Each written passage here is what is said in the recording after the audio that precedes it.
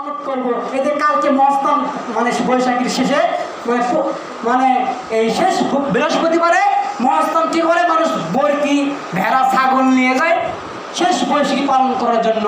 অনেক মানুষই বলে মানে বৃহস্পতিবারে শেষ বৈশাখী মানে বৃহস্পতিবারে যে শেষ বৃহস্পতিবারে মানে মহাস্থানে যে শেষ বৈশাখী পালন হয় সেই দিনে কি বৃষ্টি হয়, তো কই কালকে তো বৃষ্টি দেখলাম না।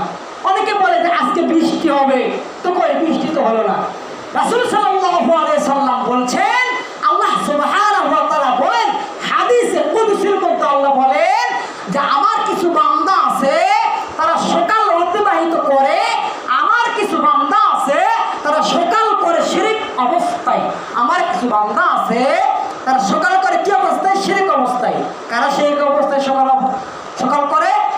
ওই সমস্ত মানুষ সকাল করে শিরক অবস্থায় যারা মনে করে যে মহাস্থানে শেষ বৈশাখী উপলক্ষে বৃষ্টি হবে, যারা মনে করে যে অমুক তারকা উঠলে বৃষ্টি হবে, যারা মনে করে অমুক নক্ষত্র উঠলে বৃষ্টি হবে, যারা মনে করে অমুক কারণে বৃষ্টি হবে, যারা মনে করে মহাস্থানের কারণে বৃষ্টি হবে, এরা শিরক করে। আর এই শিরক যদি মানুষ না এই শিরক যদি মানুষ ক্ষমা না চায়, মোর রাত পর্যন্ত যদি ক্ষমা আপনি না চান, তাহলে আপনার জাহান্নাম ছাড়া গতি নাই। মহাস্থানে কালকে বৃষ্টি হয়নি তো কি হয়েছে? মহাস্থান কিসের জায়গা? মানে ভণ্ডামি, গাঁজা খাওয়ার আসর বানাইছে তারা।